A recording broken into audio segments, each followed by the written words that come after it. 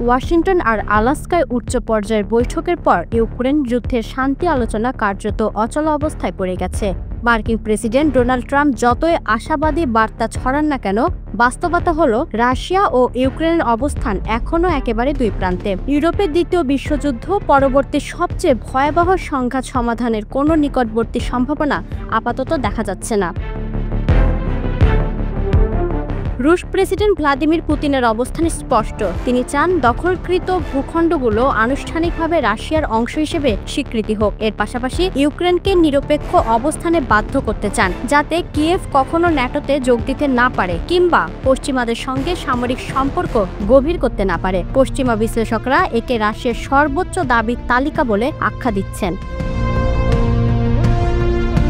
কিন্তু ইউক্রেনের জন্য এসব শর্ত কার্যত আত্মসমর্পণের সমান। প্রেসিডেন্ট ভ্লাদিমির জেলেনস্কি একেবারে সরাসরি জানিয়েছেন, ইউক্রেনের সার্বভৌমত্ব আর স্বাধীনতা কোনো দর কষাকষির বিষয় নয়। হোয়াইট হাউসে ট্রাম্প ও ইউরোপীয় নেতাদের সঙ্গে বৈঠকের পর জেলেনস্কি পুনর্ব্যক্ত করেছেন, কোনোভাবেই রাশিয়ার ভূমি দখলকে বৈধতা দেয়া যাবে না।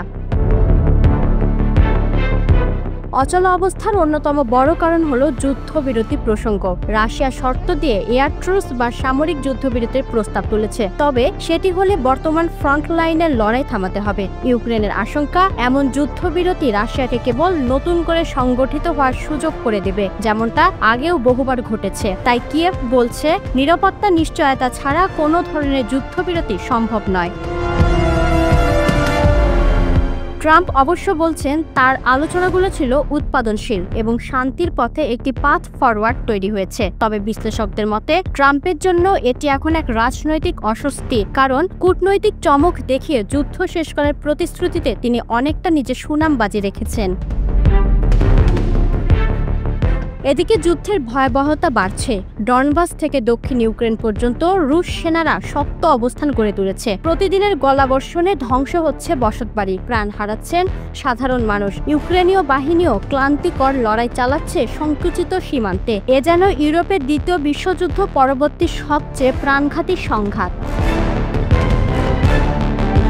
রাশিয়ার অতীত ইতিহাসও সন্দেহ বাড়াচ্ছে। মিনস্ক চুক্তির মতো একের পর এক সমঝোতা রাশিয়া আগেও ভঙ্গ করেছে। ফলে এখন কোনো সমঝোতায় পৌঁছালেও মস্কো তার টিকিয়ে রাখবে কিনা সেই প্রশ্ন থেকেই যাচ্ছে। অনেকেই সতর্ক করছেন, ভূমি ছাড় দেওয়া মানে রাশিয়ার আগ্রাসনকে পুরস্কৃত করা, যা ভবিষ্যতে আরও সংঘাত ডেকে আনবে।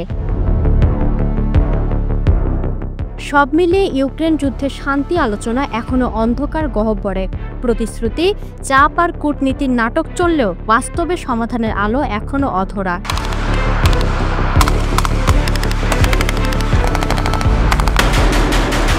Thank you very much, everybody.